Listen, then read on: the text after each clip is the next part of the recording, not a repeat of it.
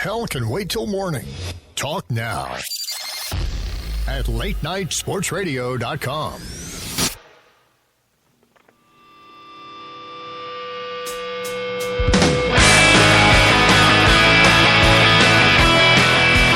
Welcome back to the Top Show here on latenightsportsradio.com.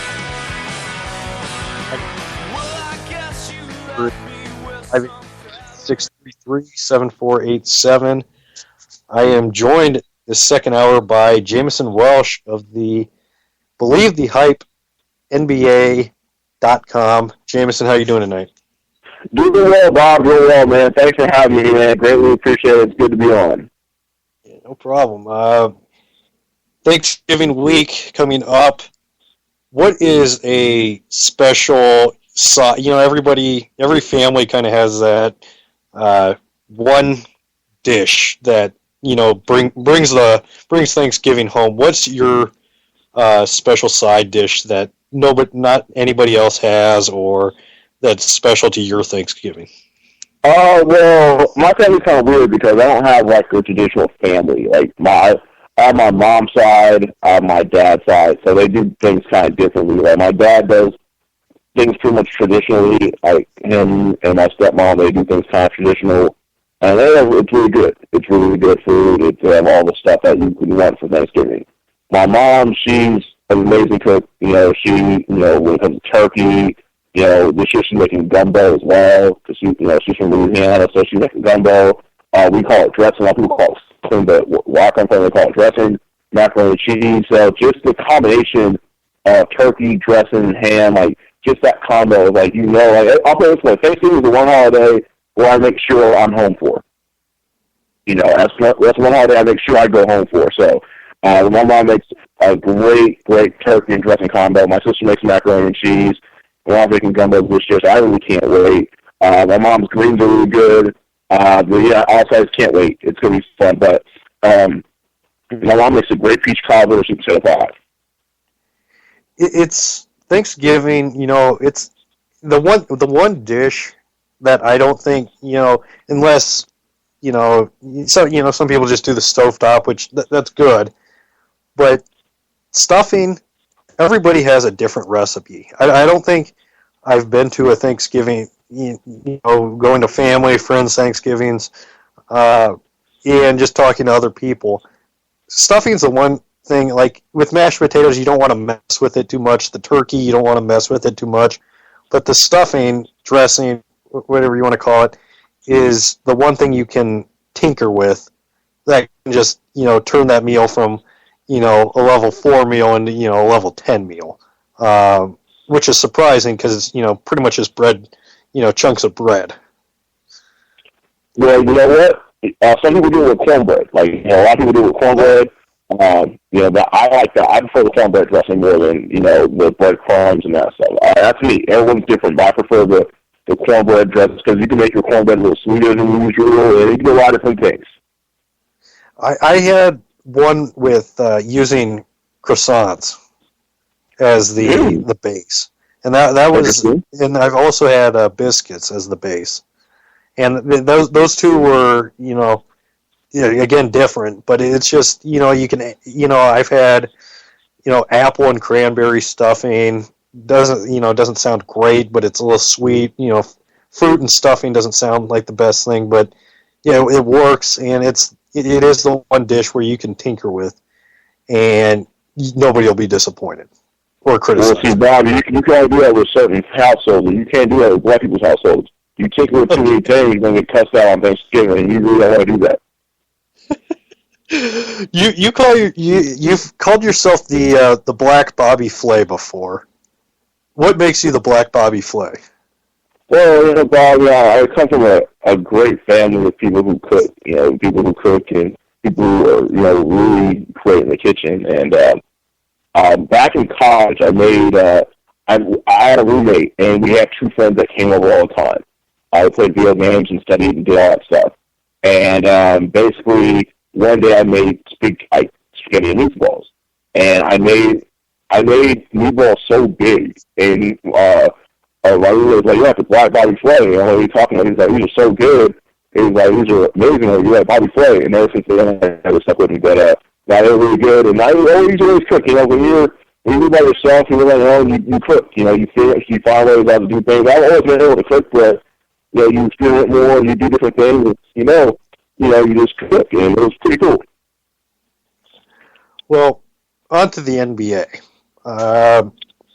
Going to talk about it because it's, it's a semi-big story in the NBA. Still the Sixers, winless. 0-13. Do you see a win coming for them anytime soon? Is there a win on the schedule in any upcoming game? Could they go 0-4 in December? Well, I haven't looked at their schedule because honestly, I don't care about the Sixers. If they don't care about winning, why should we? They're the one team that they're playing. Well, they're pulling this stunt. So why should we care about them? But you know what? When it comes to the Sixers, I just think that they're going to beat somebody. They're going to get somebody on a 4-game, a 5-night type of deal, and they're going to beat someone. Like, they're going to get someone. It's going to be a weird situation, but they're going to beat someone. That's just kind of how it goes. That's how the NBA works. They're a bad basketball team. They're a really bad basketball team. The Knicks blew them out the other night. The Celtics blew them out the other night. The Suns put like 40 on them. Got by 40 the other night. So there's a lot of teams that really shouldn't be beating you by double digits, beating them by double digits. So it's a pretty bad situation over there. It's tough especially being a young ball player because a lot of young guys on that team are, creating bad habits or, they're gaining bad habits, and that's not good. And when you're pretty much telling your players that, hey, you're coming here to lose, that's just not good, man. That's not a good situation. I'm not a big fan of that. So I'm not a big fan of what they're doing. And you know what? If they go 0 for November, and if let's say they only get like a 1 win between like now and the middle of December, they may get that all-time losses record. They really might get it because they don't have a whole lot of good NBA talent on that roster. And once, teams don't want to lose you. Like, that's the thing. Teams don't want to take that first L to you. So it's going to be very interesting to see how that plays out.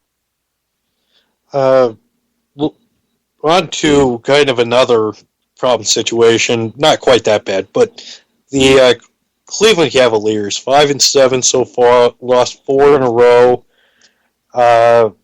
With this team, is there any concerns you had going into the season that, are actually coming to fruition right now?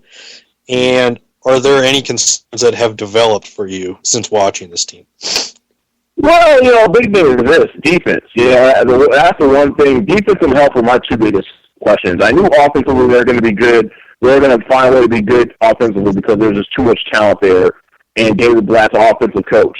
But defensively, man, they've been atrocious defensively. That's just a team-wide thing, from LeBron all the way on down to Joe Harris. They've just been an awful defensive team.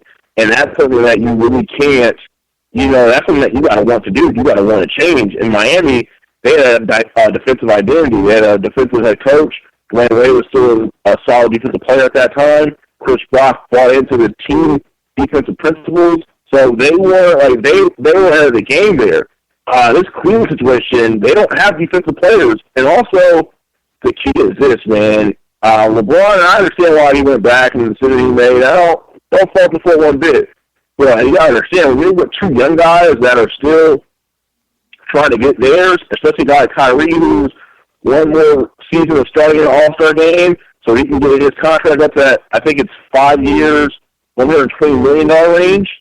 You understand, guys are still trying to get theirs. He's not playing with veteran guys that have been through the wars and whatnot. He's trying to mold these guys into something they're not. And that's just very difficult to do, especially young guys that really, they have time. Like, for instance, if this experiment doesn't work out, they have, 8, 10 more years to go elsewhere or find a different situation and make it work. LeBron has a couple more years of supreme play before things start to slow down because of his body and age and whatnot. So it's a very unique situation, but the defense is terrible team-wide. It's very bad from top to bottom. Do you see with LeBron, do you see him being disinterested at all? Does he look disinterested at times to you? Well, I just think it's more frustration than anything. I just think, maybe it's just more frustration because, he's used to playing at a high level. He's used to the team playing at a high level and everybody pretty much covering for the next person. In Miami, one thing they had is they had trust with their teammates. Everyone had trust. As long as guys were healthy, they had trust. Everybody knew their rotation. Everyone had each other's back. And this is a team that doesn't really have guys that have ever been on a good situation outside of Verjao, who was obviously with LeBron during the first tour of the Cavs. They really don't have guys that they can really trust and guys that they can really count on, especially defensively. It's more of a frustrating thing than being disinterested. It's more of a frustration thing. But a lot of it's on him because when you're a great player like LeBron, you got to tailor your game to the strength of the other players on the team as well. It can't just be, they got to fit in with me. No, part of being a great player, being versatile, and being this great person, a great player that everyone says you are, which he is. He's a great, great player, one of the best you've ever seen, is that you have to tailor your game. You got to fix your game to fit in with these guys' strengths for the time being to get things rolling, because if you don't get things rolling, it gets very bad real quick, and you can't really afford it for that when you got guys on one-year deals. Yeah. If you're the Cavs, do you make a move right now, or do you wait till the deadline, see how things turn out? Do you just wait till Ray Allen makes himself available? What do you do? Well, Ray Allen's not going to help. Bob, let's get that straight right now. Ray Allen's not going to help this team. This team doesn't need another offensive player.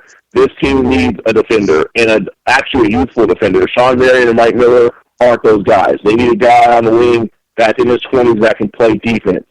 They're getting too many old guys. They have too many old guys in that locker room and too many guys that don't play defense first.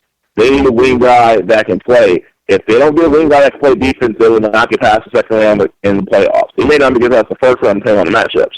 But if they do not get a defender that can play defense, they are not going to make the playoffs. They're not going to make it far in the playoffs because they can't stop anybody. If you're watching their games, and last night they got to a big lead at home versus Toronto on a back-to-back. Both teams were on a back-to-back. And they're at home. Got like a 15 or 16 or point lead, something like that. Toronto wins the game by 16 or 17. And that shouldn't happen. I mean, when you're at home, when you can't hold a lead like that means your defense is lacking and that, teams are doing whatever they want to do. I mean, Lou Williams should not be able to score 30 on. Like, that shouldn't happen. But hey, they need to figure it out. I don't think it's going to happen this year, though. I don't think the defense is going to figure it out. They don't have the coaching staff and the personnel to figure that out. So I don't know if they're going to – I don't know what's going to happen this year for them, but we'll see. What do you think is more likely? Kevin Love is in with the Lakers next year, or David Blatt is not coaching the Cavaliers next year? David Blatt. With Kevin Love, he was offense he can go, or he'd be that'd be accepted to go to. David Blatt could be gone by Christmas. I mean, I'm not trying to be funny, but he could be gone by Christmas. That's just the story of that. He's a guy that, as great as he was in the EuroLeague and overseas and whatnot, this is the NBA. He's in a very unique situation where one player runs the full franchise, and he's really, well, to be honest with you, he's an argument away from being fired. That's just kind of how it is. He's an argument or a big disagreement away from being on. He's a guy that, honestly speaking, I just don't know. I really don't know how secure his job is, because if at any given moment LeBron just say, hey, guy gets out of here, bring in such and such, and he's gone. And that's kind of how it goes. How great would it be David Blatt gets fired and Phil Jackson takes over? That would never happen. I know it won't happen, but how great that would break the internet. That would break the internet. Like, that would break everything, but that's not going to happen. The reason why I feel about coaching is not because no one wants him, because I'm sure a lot of teams will want him health-wise. Traveling and all that stuff. Health-wise is too tough. It's too tough